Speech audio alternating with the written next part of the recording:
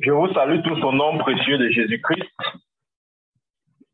J'espère que vous allez bien. Moi, je vais bien par la grâce de Dieu. Nous allons commencer notre enseignement ce soir sur le thème que j'ai intitulé « Les 4 étapes pour une vie victorieuse ». Les 4 étapes pour une vie victorieuse. Amen, amen. Il faut comprendre ceci. Nous sommes dans un monde rempli de combats. Et que l'on le veuille ou non, nous sommes confrontés à plusieurs défis. Amen. Pour certains, ce sont des défis de santé. Il y a certains qui sont malades, qui occupent le poids de la maladie et qui ont besoin de guérison. Donc, ils veulent avoir une victoire dans le domaine de la santé. Il y a comme ça plusieurs domaines. Ça peut aller du domaine de la santé, en passant par la vie professionnelle ou maritale, etc., etc., etc. Bref, pour ce soir, je ne vais pas parler ou m'attarder sur un domaine précis, mais je vais donner une formule qui résout tout type de problème. Amen. C'est pourquoi j'ai intitulé ce message « Les 4 étapes pour une vie victorieuse ». Les 4 étapes pour une vie victorieuse. Ouvrons nos Bibles dans Marc. Marc chapitre 5, c'est une histoire que nous connaissons très bien. L'histoire de la femme à la fête des sangs. Dans Marc chapitre 5, versets 25 à 34. Marc chapitre 5, verset 25 à 34. Je lis ici. Or, il y avait une femme atteinte d'une perte de sang depuis 12 ans. Elle avait beaucoup souffert. Permettez. Elle avait beaucoup souffert entre les mains de plusieurs médecins. Elle avait dépensé tout ce qu'elle possédait. Et elle n'avait éprouvé aucun soulagement, mais était allée plutôt en empirant. Verset 27. Ayant entendu parler de Jésus, elle vint dans la foule par derrière et toucha son vêtement. Car elle disait, si je puis seulement toucher ses vêtements, je serai guérie. Verset 29. Au même instant, la perte de sang s'arrêta et elle s'en était guérie de son mal. Verset 30. Jésus connut aussitôt en lui-même qu'une force était sortie de lui et se retournant au milieu de la foule et il dit, qui a touché mes vêtements? Verset 31. Ses disciples lui dirent, tu vois la foule qui te presse et tu dis, qui m'a touché? Verset autour de lui pour voir celle qui avait fait cela. La femme, effrayée de ce qui s'était passé en elle, vint se jeter à ses pieds. Verset 34. Jésus lui dit, femme, ma fille, ta foi t'a sauvée, va en paix, sois guérie de ton mal. Amen, amen, amen. Donc, cette femme à la fête de a dit 12 ans, la Bible 12 ans, elle perdait le sang constamment et non-stop. Je sais pas, pour les femmes, les femmes savent très bien ce que ça veut dire, saigner non-stop pendant 12 ans. C'est une situation vraiment très gênante et embarrassante parce que tu te vides de ton sang, parce que la vie est dans le sang et non seulement tu es faible et ta santé est fragile, puisque chaque fois tu perds du sang. Amen. Donc, c'était une situation embarrassante pour elle, mais gloire à Dieu, elle a pu discerner que la solution à ce problème était Jésus-Christ. La Bible dit qu'elle a dépensé tout son argent auprès des médecins, tout ce qu'elle avait comme économie. Ils ont mangé leur argent, les médecins, et ils n'ont pas donné de solution à son problème. Mais elle ne s'est pas découragée. Elle a dit, si les hommes ont échoué, Jésus ne peut pas échouer. Amen. Donc, ceci m'amène à dire ceci. C'est que pour avoir une vie victorieuse, il faut d'abord reconnaître que c'est Jésus-Christ, l'auteur et le consommateur de notre foi. Amen. Pour avoir une vie victorieuse, la première chose, le préalable, la première condition avant d'entrer dans les 4 étapes, il y a une condition à remplir. La condition est celle-ci. Reconnaître que Jésus seul peut changer la situation. Reconnaître que Jésus seul peut donner solution à ce problème. Amen. Amen. Ça, c'est la première condition. Ensuite, nous verrons les 4 étapes à franchir pour rester, pour vivre une vie victorieuse. Amen. Très, très, très important. Avant d'entrer dans les 4 étapes, j'aimerais corriger quelque chose. Permettez-moi. C'est important pour moi de corriger cette impression que l'on a souvent. Parce qu'elle est fausse et elle nous maintient dans une sorte d'esclavage. Que l'on le veuille ou non, nous sommes le fruit de nos pensées. La Bible dit tel est, on pense tel il est. Nous aimons bien chanter ce chant qui dit souvent, oh Seigneur, dis juste un mot. Dis juste un mot, Seigneur Jésus, et tout ira bien dans ma vie. Nous connaissons très bien ce cantique. Dis juste un mot, Seigneur Jésus, et tout ira bien dans ma vie. Je n'ai rien contre, mais je vais vous dire les limites de ce type de connaissance-là. Lorsque vous êtes dans la posture de Jésus dit juste un mot, je peux vous rassurer, parfois ce mot-là ne viendra pas. Regardez, cette femme n'a pas dit, oh Jésus, dis-moi juste un mot et je serai guéri. Non, elle ne sait pas, elle n'est pas restée là à chanter, oh Seigneur, dis juste un mot, je serai guéri. Non, non, non, non, non, non, non. Si vous voulez avoir une vie victorieuse en Jésus-Christ, vous devez enlever de votre tête l'idée que Jésus doit dire un mot. Il n'y a pas de mot pour ceux qui veulent vivre une vie victorieuse. Amen. Ça veut dire quoi? Ça veut dire que vous n'attendez pas que la solution vienne à vous. Vous allez chercher votre solution. Amen. Ça, c'est la mentalité des victorieux. Comment je dis? Le guerrier ou le vainqueur n'est pas celui qui attend, qui joue à la défensive. Vous devez être offensif. Amen. La vie victorieuse, c'est pas pour les défensifs, c'est pour les offensifs. Les gens qui vont à l'attaque, qui vont devant, qui affrontent les difficultés, qui surmontent les montagnes pour récupérer ce qu'ils veulent. Amen. Donc, on aime souvent chanter ce genre de chant. Il y a plein de cantiques comme ça dans le corps de Christ. Ça nous endort, croyez-moi, ça nous endort. Ce n'est pas ce que Dieu veut, ce n'est pas la pensée de Dieu. Oui, vous allez me dire, oh, le centenier dit à Jésus, dis juste un mot et mon serviteur sera guéri. Oui, mais ça c'est le centenier. Le centenier n'était pas membre du royaume de Dieu. Il n'avait pas la connaissance du royaume de Dieu. Nous sommes membres du royaume de Dieu. Nous avons la connaissance. Nous n'allons pas nous comporter comme les gens du dehors alors que nous sommes citoyens du royaume des cieux. Amen. En d'autres termes, le centenier avait raison de parler comme ça parce que c'était son statut. Il était étranger. Il n'était pas juif, encore moins né de nouveau. Donc, il avait raison de dire, Seigneur, dis juste un mot.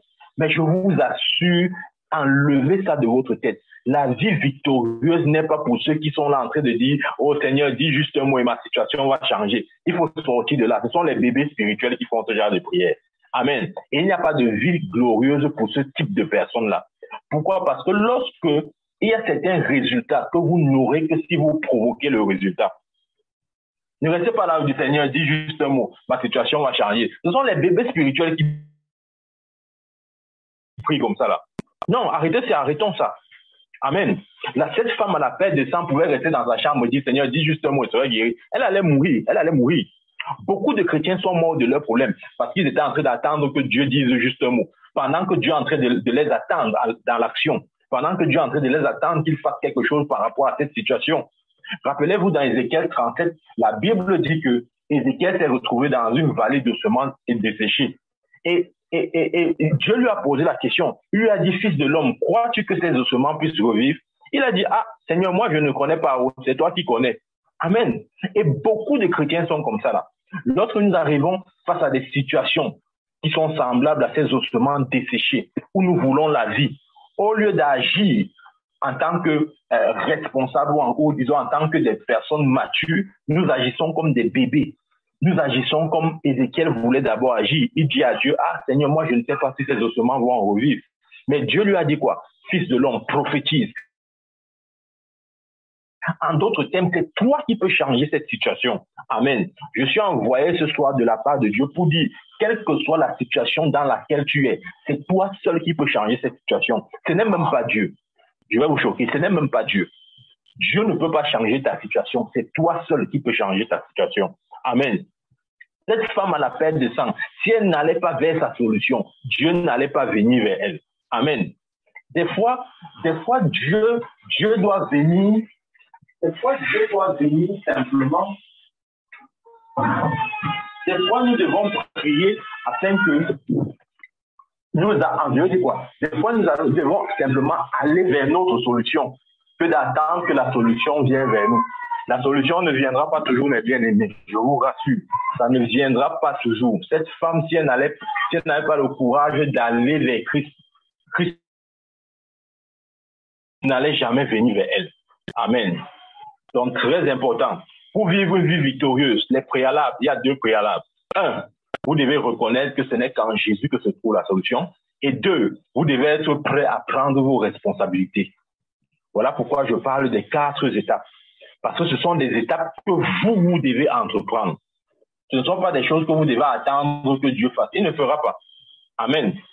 Ce dont on va parler tout à l'heure, là, ce sont des initiatives qui doivent venir de vous et non de Dieu. D'ailleurs, si vous demandez à Dieu de le faire, il ne fera pas. Amen. Très important. Donc, si vous voulez avoir une vie victorieuse, en d'autres termes, si vous voulez avoir la victoire sur tout type d'obstacles ou difficultés ou montagnes qui s'érigent contre vous, vous devez faire 4 choses. Si vous avez de quoi noter, notez ça, c'est très important. Vous devez faire 4 choses. La première chose, vous devez vous exprimer. Amen. Si vous pouvez noter, notez. La première chose, vous devez vous exprimer. Relisons Marc 5, verset 28. Écoutons ce que cette femme a dit. Elle a dit, car elle disait, si je puis seulement toucher ses vêtements, je serai guéri. Amen. La première démarche ou la première étape que cette femme a entreprise, c'est d'avoir une idée, une pensée claire de ce qu'elle veut. Elle savait exactement ce qu'elle voulait. Est-ce que vous savez exactement ce que vous voulez? Amen. Cette femme savait exactement ce qu'elle voulait. Elle a dit, si seulement je touche ses vêtements, je serai guéri. Elle avait déclaré quelque chose. Elle avait proclamé quelque chose. Elle avait prophétisé quelque chose. Amen. C'est très, très, très important parce que Dieu honore toujours notre confession. Dieu ne va jamais honorer quelque chose qu'on n'ait pas dit. Dieu n'honore que ce que nous disons. C'est pourquoi la Bible dit dans Isaïe, il dit, j'accomplis ce que déclare mon serviteur. Donc, si le serviteur ne déclare rien, Dieu n'aura rien à accomplir. Amen. Très, très, très important. Cette femme a confessé ce qu'elle désirait. Elle désirait quoi? La guérison. Elle a dit, si seulement je puis toucher son vêtement, je serai guéri. Amen. Amen, amen. Très important. Personne ne peut aller au-delà de ses paroles. Croyez-moi, mes frères, personne ne peut aller au-delà de ses paroles. La Bible dit dans Matthieu 12, 37, par tes paroles, tu seras justifié, par tes paroles, tu seras condamné. Personne ne peut s'élever au-dessus de ses paroles. Ne laissez pas Satan vous faire croire que parler n'est pas nécessaire. C'est la première étape pour une vie victorieuse. Si vous ne voulez pas engager la puissance de votre parole dans votre vie ne ressemblera à rien du tout. Amen. Cette femme a dit, si seulement je puis toucher son vêtement, je serai guéri. Vous devez vous dire quelque chose par rapport à votre situation. Peu importe votre situation, peut-être vous vivez dans une affliction en termes de maladie, ou peut-être vous vivez une période de dépression ou de maladie ou de chômage, quoi que ce soit. Amen. Appelez ces problèmes comme vous voulez. Peu importe votre problème, vous devez avoir l'idée claire de votre solution. Qu'est-ce que vous voulez? Ça, c'est la première étape pour une vie victorieuse. Tu dois définir clairement ce que tu veux. La Bible nous dit que à la création, Dieu créa les cieux et la terre. La terre était informe et vide. L'Esprit de Dieu se mouvait au-dessus des eaux. Et Dieu dit que la lumière soit et la lumière fut. Amen. Donc, ça veut dire qu'il y avait une situation, comment dire, indésirable, mais le Seigneur, l'Éternel, s'est concentré sur ce qu'il veut. Il voulait quoi? La lumière. Il a fait quoi? Il a prononcé la lumière. Il a dit que la lumière soit, et la lumière fut. Amen. Très important. Vous devez déclarer de votre bouche ce que vous voulez. Vous allez maintenant me dire, non, si je déclare maintenant et que ça ne vient pas, c'est la première étape, ça va venir. Ça va venir, croyez-moi. Ça va venir. C'est en 4 étapes. OK, il y a 4 démarches, ou 3 niveaux ou 4 niveaux à franchir. Mais la première étape, c'est déjà que vous ayez une idée claire de ce que vous voulez. Vous voulez quoi? Êtes-vous malade? Donc, vous voulez la guérison. Comme cette femme, elle était malade à la suite de ses pertes de sang depuis 12 ans. Elle voulait quelque chose. Son idée était claire. Elle ne s'est pas approchée de Jésus par hasard. Elle ne s'est pas approchée de Jésus comme ça, non. Elle savait exactement ce qu'elle voulait. Amen. Vous pensez que ceux qui étaient autour de Jésus n'avaient pas de problème? Ils en avaient. Ils en avaient, mais parce qu'à la base, ils ne s'étaient rien dit. Ils n'avaient aucun désir. Toucher Jésus à ce moment ne servait à rien. Amen. Parce que si tu touches Jésus sans un désir profond, sans une volonté profonde, crois-moi, tu ne recevras rien de lui. Il faudrait déjà qu'à la base, tu aies défini ton désir, ta volonté, c'est quoi? Qu'est-ce que tu veux? Ça, c'est la première étape. Amen. Amen. Ça, c'est la première étape. Vous devez avoir un désir clair. Un désir clair. Un désir clair. Amen. Vous devez avoir un désir clair. La deuxième étape, vous devez maintenant agir. Si vous notez, ces étapes sont très importantes. Vous devez maintenant agir. Ça, c'est la deuxième étape. Vous voyez, la femme à la perte de sang ne s'est pas juste dit, si je peux toucher son vêtement, je serai guérie. Elle est restée tranquille. Non. Elle est allée à l'étape suivante. Elle est allée justement toucher le vêtement là. Elle s'est dit en elle-même dans son cœur, si je peux toucher ce vêtement, je serai guérie. Mais elle ne s'est pas arrêtée là. Amen. Elle ne s'est pas arrêtée là. Elle est allée toucher le vêtement de Jésus. Voilà pourquoi j'ai dit la deuxième étape, c'est agir ou bien passer à l'action, si vous voulez. Vous devez passer à l'action. Vous avez proclamé, vous avez confessé, vous avez prophétisé, c'est bien. Ça, c'est la première étape. La deuxième étape, passer à l'action. Agissez. Parce que la Bible nous dit dans Jacques que la foi sans œuvre est une foi morte. Si vous avez la foi, que les œuvres accompagnent donc votre foi. Amen. Parce qu'une foi sans œuvre est une foi morte. Si vous proclamez, vous déclarez, vous prophétisez et que votre parole n'est pas accompagnée d'action, alors votre foi est une foi morte. Voilà pourquoi j'ai dit la première étape, c'est avoir un désir clair. Qu'est-ce que vous voulez? Ça doit être bien défini en vous. Amen. Pas seulement au niveau de votre pensée, mais vous devez même proclamer ça de votre bouche. Ça, c'est la première étape. La deuxième étape, vous passez à l'action ou vous agissez. Amen. Voici la deuxième étape. Vous devez passer à l'action où vous devez agir. Selon votre façon d'agir, vous allez recevoir.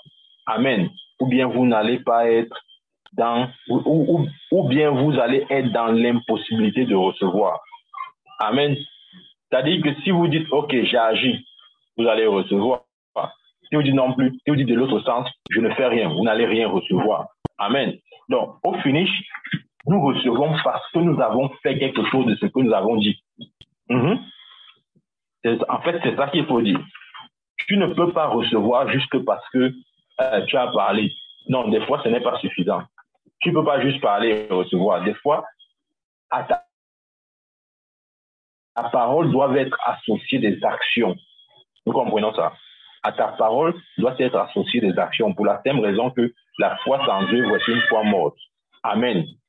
Donc, cette femme est allée à l'action. Elle est passée à l'action. La Bible nous dit que elle était une femme qui saignait. Que je vous rappelle ceci. Dans l'Ancien Testament, lorsque les femmes étaient en période, ils étaient placés au même rang que les lépreux. Ça veut dire quoi? Ça veut dire qu'elles devaient être séparées du peuple. Vous comprenez? Elles devaient être séparées du peuple. Elles ne pouvaient pas se mélanger avec le peuple. Elles devaient être séparées du peuple. Donc, il y avait des difficultés, des obstacles à franchir. Parce que Moïse, la loi de Moïse a dit que si une femme saigne et qu'elle se trouve au milieu du peuple, qu'une telle femme soit lapidée. Amen. Donc, elle est passée à l'action. Et elle avait une action très, comment dire, elle était déterminée dans son action, au point où elle était prête à mettre sa vie en péril. Amen. Donc, lorsqu'on dit de passer à l'action, ça veut dire quoi? Ça veut simplement dire que nous devons entreprendre des choses. Nous devons poser des actions fortes, des actions très, très fortes. Pourquoi? Parce que cette femme a défié même la loi de Moïse. Amen. Elle a défié la loi de Moïse. Elle est passée outre la loi de Moïse. Amen. Je vais vous dire, lorsqu'on dit de passer à l'action là, ça ne sera pas toujours des choses faciles. Des fois, nous devons briser le protocole humain. Nous devons briser le protocole humain. Amen. Cette femme a surmonté des obstacles. Amen. Très, très, très important. Elle était déterminée. Lorsque vous passez à l'action, il y aura des obstacles, il y aura des difficultés. Rappelez-vous Zachée, lorsqu'on lui a parlé de Jésus et qu'il a décidé en lui-même de le rencontrer, la Bible nous fait clairement savoir que Zachée était de petite taille. Donc, Zachée devait surmonter son obstacle de la petite taille pour rencontrer Jésus. Mais croyez-moi, lorsque vous êtes déterminé, il n'y a plus d'obstacles. Amen. Si votre détermination est réelle, les obstacles ne sont plus un problème pour vous. Pourquoi? Parce que Zachée n'a pas vu sa petite taille comme étant un obstacle. Parce qu'il était déterminé à voir Jésus. Amen. Si vous êtes déterminé, croyez-moi, peu importe les difficultés ou les obstacles qui se présentent à vous, vous pourrez les surmonter. Vous allez les surmonter certainement. Parce que c'est la détermination qu'il faut. À la deuxième étape, c'est la détermination. L'action dont on est question ici, ce sont des pas de foi, des pas de détermination, de sorte que rien ne soit plus un obstacle. Amen. Elle était déterminée à toucher le vêtement de Jésus. Elle était déterminée à toucher le vêtement de Jésus. Et justement, sa détermination, dans la persévérance de sa détermination, elle a pu toucher le vêtement de Jésus. Et la c'est qu'elle a été guérie. Donc, entre le moment où vous êtes à la première étape qui est la déclaration et la troisième étape qui est recevoir, il y aura un fossé. Et ce fossé-là, c'est la deuxième étape, c'est l'action. En d'autres, qui vous sépare de votre exaucement ou de votre réponse, c'est la deuxième étape. Beaucoup ils ont une idée claire, ils confessent, ils déclarent, ils prophétisent, mais là, ils ne vont pas plus loin. Ils ne vont pas à la deuxième étape. La deuxième étape, c'est passer à l'action. Amen. Cette femme devait passer à l'action. Elle devait toucher Jésus. Il y avait deux obstacles majeurs. Un, il y avait la loi de Moïse qui l'interdisait déjà d'être qui l'interdisait d'être dans cette foule-là, parce qu'elle saignait. Amen. Et deuxième obstacle, c'est que Jésus n'était pas facilement accessible parce qu'il y avait des gens autour de lui. Vous comprenez? Mais parce qu'elle était déterminée, la loi de Moïse et la présence des hommes autour de Jésus ne l'a pas freinée. Amen. Que votre détermination soit réelle. Si votre détermination est réelle, peu importe l'obstacle à franchir, vous allez franchir. Croyez-moi, vous allez franchir. Amen, amen. Donc, cette femme a démontré sa foi. Sa foi n'était pas passive, elle avait une foi active. Amen. Parce que nos actions doivent être la preuve que l'on a effectivement la foi. Nous sommes ensemble. Rappelez-vous, Jacques dit quoi? Que la foi sans œuvre est une foi morte. Si votre foi n'est pas accompagnée d'œuvre, alors elle est simplement morte. Parce que si cette femme, imaginez-vous, si elle avait juste dit, si je touche tes vêtements, je serai guérie, et qu'elle n'était pas passée à l'action, c'est-à-dire elle n'était pas allée vers Jésus, pensez-vous qu'elle allait être guérie? Non, elle n'allait pas être guérie. Le fait de se dire juste que si je touche tes vêtements, je serai guérie, ce n'est pas suffisant pour être guérie. Il faut justement toucher tes vêtements. Il faut justement passer à l'action. Amen. Et lorsque vous passez à l'action, il y aura des obstacles. Mais si vous êtes déterminé, aucun obstacle ne sera trop difficile à franchir. Amen. Elle avait, comme j'ai dit, elle avait deux obstacles majeurs. Elle avait la loi de Moïse qui l'interdisait d'être parmi la foule là. Ça, c'est le premier obstacle. Elle devait franchir cette loi. Elle a franchi la loi au prix même de sa vie. Au prix de sa vie. Parce que la loi l'interdisait. Mais elle a dit, OK, là, je veux ma guérison. Je m'en fous de la loi de Moïse. Je veux ma guérison. Amen. Ça, c'est le premier obstacle. Le deuxième obstacle, c'est l'obstacle de la foule. La Bible dit qu'on pressait Jésus de toutes parts. On pressait Jésus de toutes parts. Et lorsque elle a franchi ces deux étapes-là, elle a atteint la troisième étape qui est recevoir. Amen. Vous savez, nous aimons bien la troisième étape, recevoir, recevoir, recevoir. Tout le monde aime recevoir. Mais comment je dis, pour recevoir, il y a deux étapes à franchir. Amen.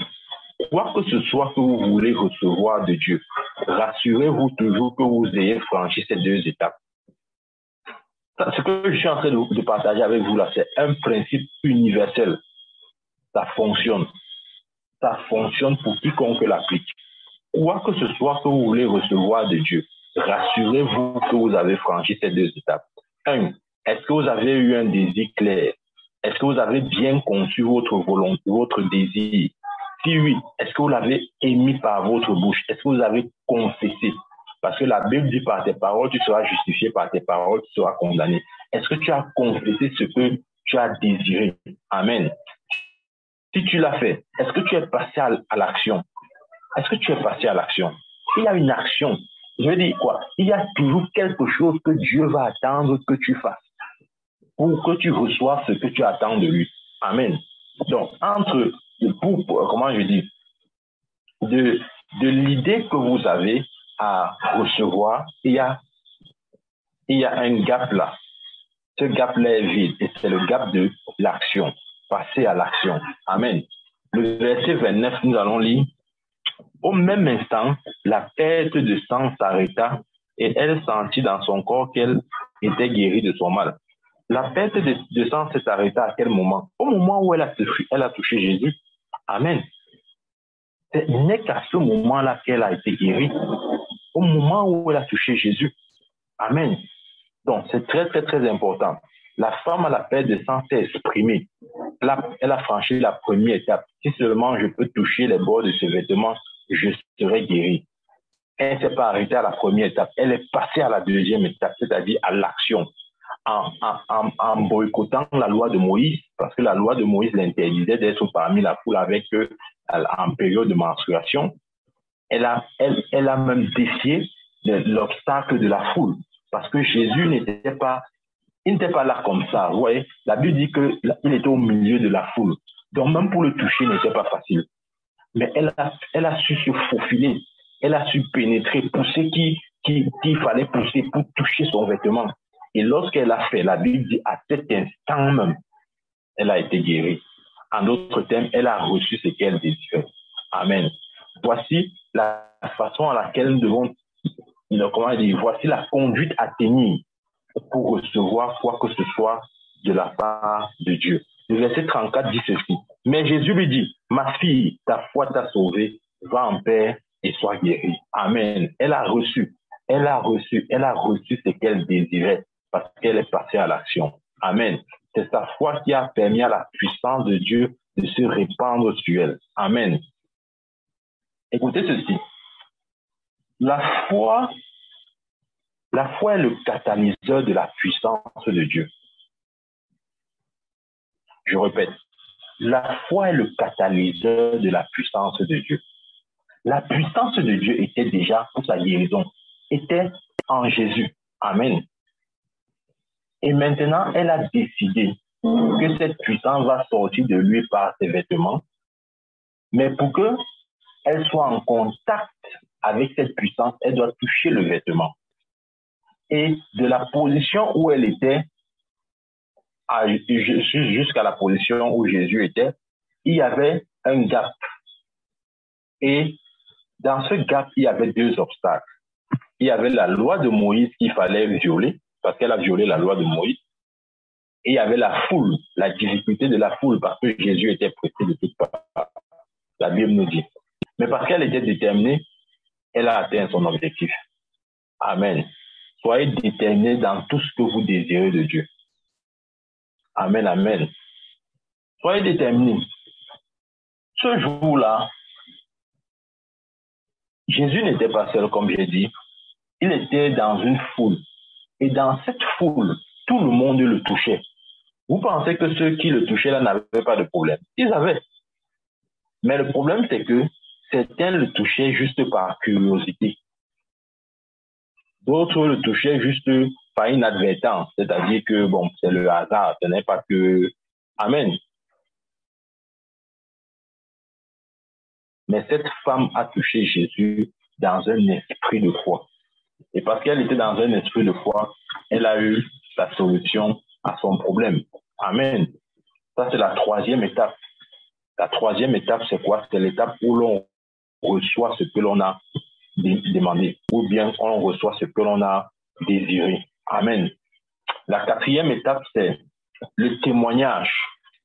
Le témoignage. Ça, c'est une étape très importante. Beaucoup simplifient ou ne considèrent pas vraiment cette étape, alors qu'elle est très, très, très, très importante. Le verset 33, je vais lire.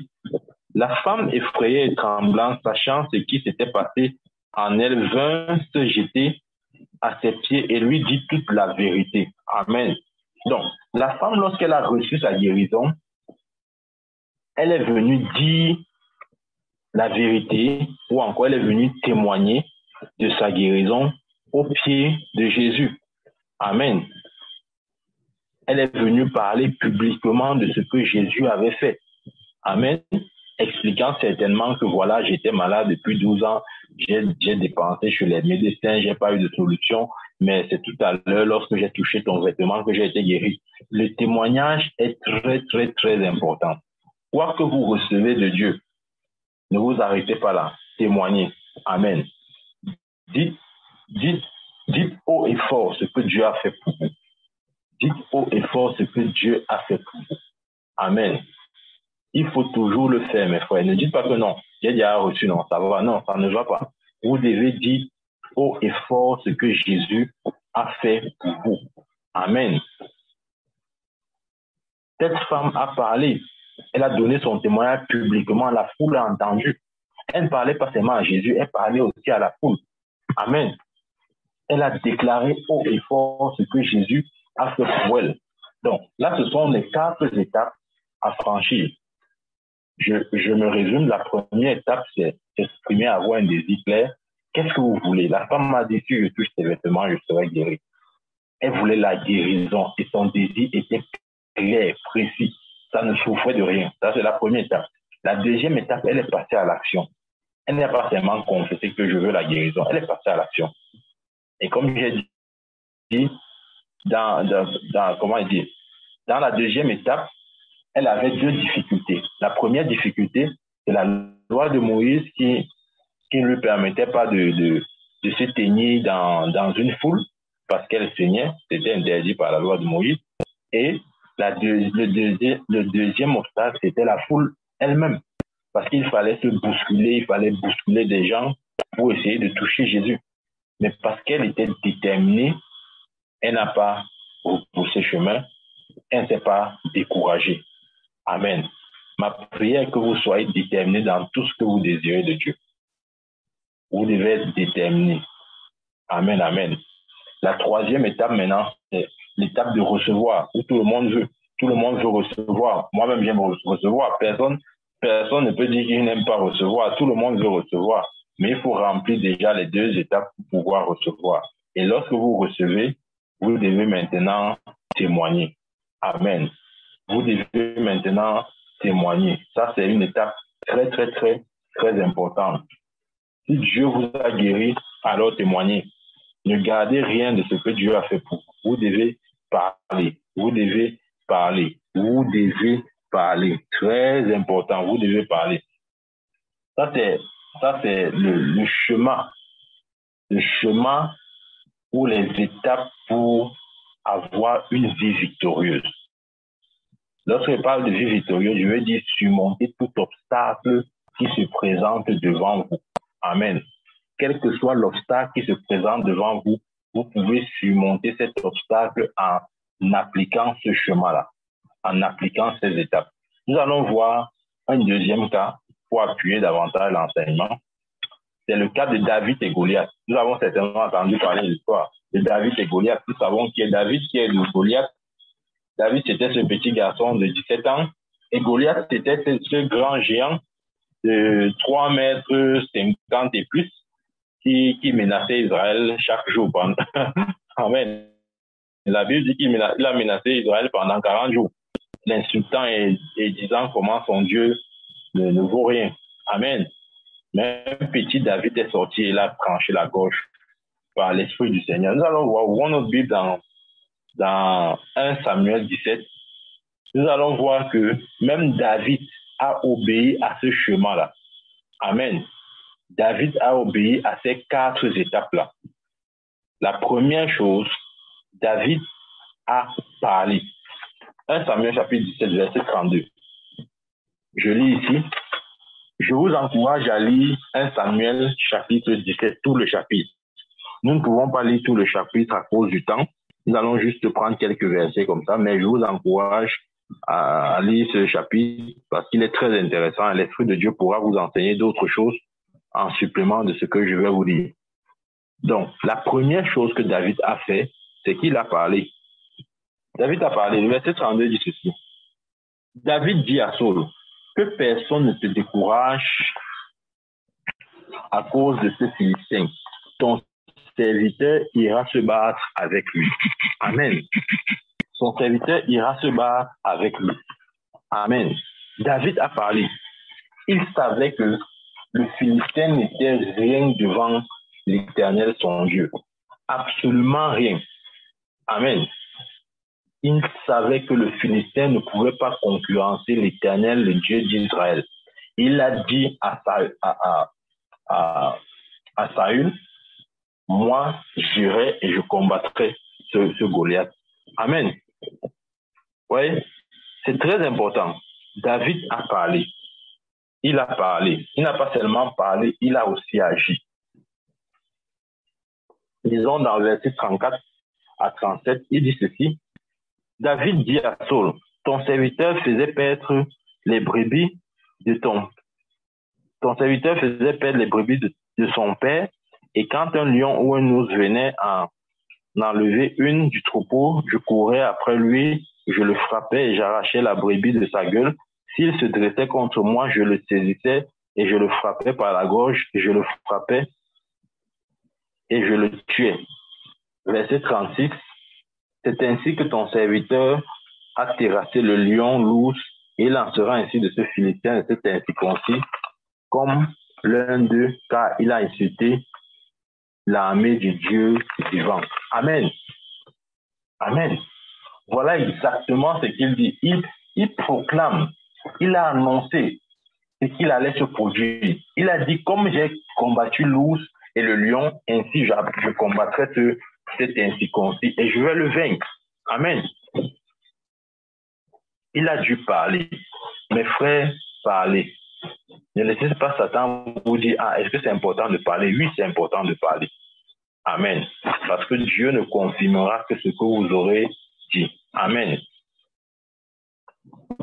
Verset 45. Allons verset 45. Il dit ceci. David dit aux Philistins, tu marches contre moi avec l'épée, la lance, le javelot, et moi je marche contre toi au nom de l'Éternel des armées du Dieu, au nom de l'Éternel des armées du Dieu de l'armée d'Israël que tu as insulté. Amen. Ouais, David ici savait faire usage de sa langue. Il n'a pas seulement parlé devant Saül, il a aussi parlé devant Goliath. Il a aussi parlé devant Goliath.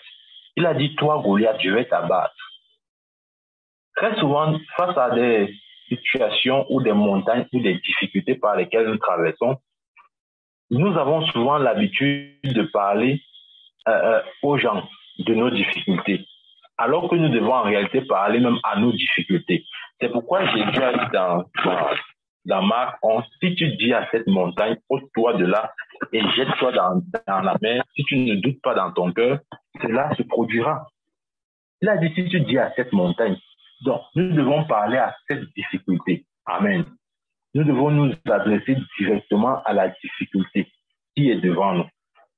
David s'est adressé à Goliath, lui disant que toi, la petite incirconcis, je vais t'abattre aujourd'hui. Amen. Nous devons parler, mes frères, je vous assure.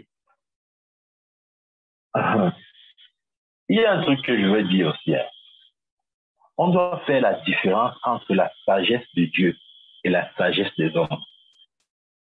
La sagesse des hommes, l'homme va te dire non, ne parle pas, attends seulement. Attends d'abord qu'il y ait le résultat. Quand il y a le résultat, tu vas parler. Ça, c'est la sagesse selon l'homme. Vous voyez ce qu'il veut dire? Je prends un exemple. Nous sommes peut-être dans un projet où on veut faire quelque chose. La sagesse humaine va dire non, ne dis rien à personne. Fais seulement ta chose. Quand ça marche, bon, on va seulement constater que ça a marché.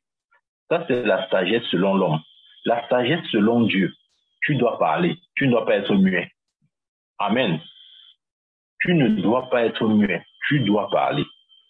David a parlé non seulement auprès de Saül, mais il a aussi parlé à Goliath.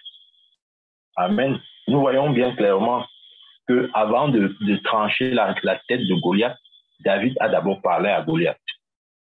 Amen. Ça, c'est la première chose. La deuxième chose, qu'est-ce qu'il a fait? Il est passé à l'action. Il a agi. Le verset 48 et 49, nous le lisons. Aussitôt que le Philistin se mit en mouvement pour marcher au-devant de David, David courut sur le champ de bataille à la rencontre du Philistin. Verset 49. Il mit la main dans sa gibecière, il prit une pierre et la lança avec sa fronde. Il frappa le Philistin au front et la pierre s'enfonça dans le front du Philistin qui tomba le visage contre terre. Amen. Vous voyez ce qui s'est passé ici? La Bible dit là, ils sont déjà sur le champ de bataille.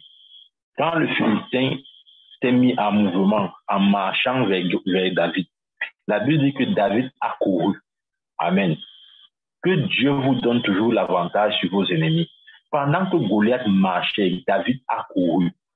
Au nom de Jésus, je déclare que les techniques et les stratégies que Dieu vous donnera sera toujours supérieures à ce que Satan utilisera. Goliath a utilisé la marche pour vaincre David. Il a utilisé la marche. Mais David a utilisé un autre principe supérieur. Il a utilisé la course. Il a couru. Amen. Il a couru. Il a pris une pierre dans sa gibecière avec sa fronde. Il a tourné et il a lancé cela sur la tête de Goliath. Et la Bible dit que ça a entré dans son front, il est tombé, il est mort. Amen. Oui, David est passé à l'action. Il n'a pas seulement insulté Goliath. Ou il n'a pas seulement dit à Saül comment il va vaincre Goliath. Il est passé à l'action. Il est allé chercher ce Goliath-là. Amen. Il est allé chercher ce Goliath. Il est passé à l'action. Vous devez aussi passer à l'action.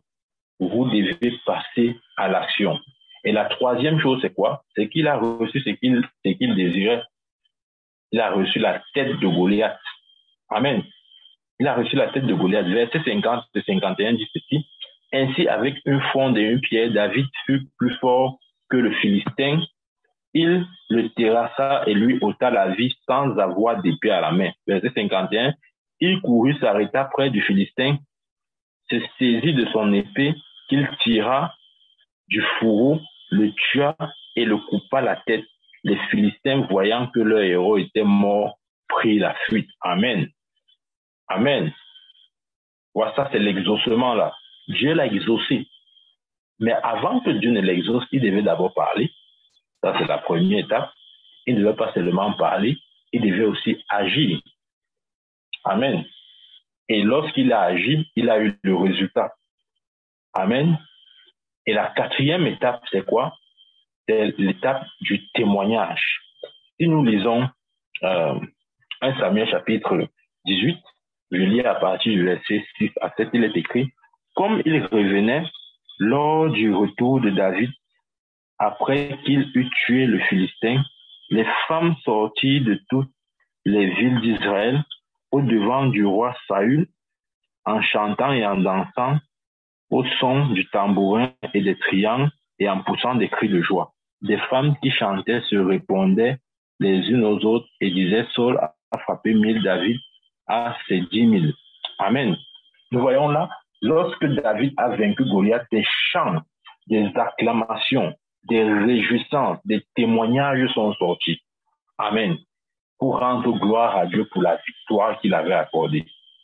C'est ainsi que nous aussi, nous devons traiter avec toute forme d'obstacle, de Goliath, de difficultés, de montagnes qui se dressent contre nous. Amen. Quelle que soit la façon à laquelle Satan viendra vers vous, vous devez le traiter de cette manière pour avoir le résultat. 1. On récapitule. Vous devez avoir un désir clair. Vous devez avoir une volonté claire. Vous devez savoir ce que vous voulez. Ça doit être clairement défini en vous. Ça ne doit pas être seulement défini en vous. Vous devez proclamer. Vous devez déclarer cette chose. Amen. Pas seulement devant les hommes, mais même devant la montagne. Quelle que soit cette montagne, vous devez vous adresser à cette montagne. De cette manière, toi, montagne, tu seras aplani dans le nom de Jésus-Christ de Nazareth. Amen. Vous devez maintenant passer à l'action. Passer à l'action signifie qu'il y a quelque chose que Dieu attend que vous fassiez. Pour la femme à la perte de sang, elle devait violer la loi de Moïse. Elle devait défier la difficulté de la foule. Amen. Ça, c'était les obstacles qui se tenaient devant elle dans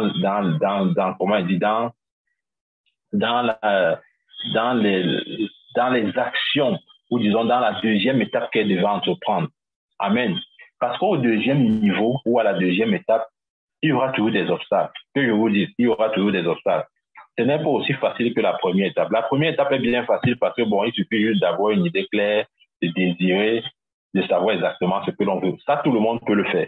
Mais à la deuxième étape, beaucoup, justement, se rétractent et beaucoup fuient. Parce qu'on n'aime pas passer à l'action. On a peur d'affronter des difficultés ou des obstacles. Mais en réalité, c'est que si nous sommes déterminés dans ce que nous voulons, nous aurons toujours et toujours. Amen. La femme a dit, je vais aller toucher son vêtement. La loi de Moïse dit, tu ne peux pas. Elle dit, je m'en fous de la loi de Moïse, je vais aller. La foule dit, nous sommes là, on entoure Jésus, tu ne peux pas. Elle dit, je m'en fous de vous, je vais le toucher. Amen. C'est la même chose avec David. David devait tuer Goliath. David voulait tuer Goliath. Mais il fallait, David voulait trancher sa gorge. Mais avant de trancher sa gorge, il fallait d'abord le renverser. Amen. Il devait donc aller le combattre sur le champ de bataille. Donc, dans la deuxième étape, il y aura toujours des obstacles. Mais si vous êtes déterminé, vous allez franchir tous ces obstacles. Amen. Lorsque vous franchissez la deuxième étape, la troisième étape, c'est l'étape où vous recevez ce que vous avez demandé. Amen. Et quand vous avez reçu ce que vous avez demandé, n'oubliez pas de témoigner. Parce que le témoignage peut susciter ou exciter la foi de quelqu'un d'autre qui passe peut-être par une même situation ou une situation similaire. Lorsque vous dites comme ce que l'Éternel a fait, il pourra voir en votre témoignage un espoir pour lui-même, pour sa propre vie. Amen, amen. Donc, je vais m'arrêter là. Ça, ce sont les 4 étapes, comme j'ai dit au début, les 4 étapes pour une vie victorieuse. Amen. Ma prière est que chacun d'entre vous puisse vivre la réalité de cet enseignement et que plus jamais une montagne ou un problème ne soit un obstacle. Amen. Parce qu'en Christ, nous sommes plus que vainqueurs. La Bible dit qu'il nous fait toujours triompher en Christ. Amen, amen. Je vais prier pour vous. Père, au nom de Jésus, merci pour ta parole qui est sortie. Seigneur, je prie pour mes frères. Seigneur, je prie, oh Dieu, afin que ta grâce soit sur leur vie. Père, que ta parole qui est sortie ce soir nous permette de voir clairement et d'entendre clairement et de savoir à tout temps ce que nous devons faire. Seigneur, merci de nous avoir révélé ce que nous devons faire de nos montagnes pour finalement les surmonter ou les défier. Reçois la gloire par Jésus-Christ, j'ai prié. Amen. Amen. Amen, amen. Amen.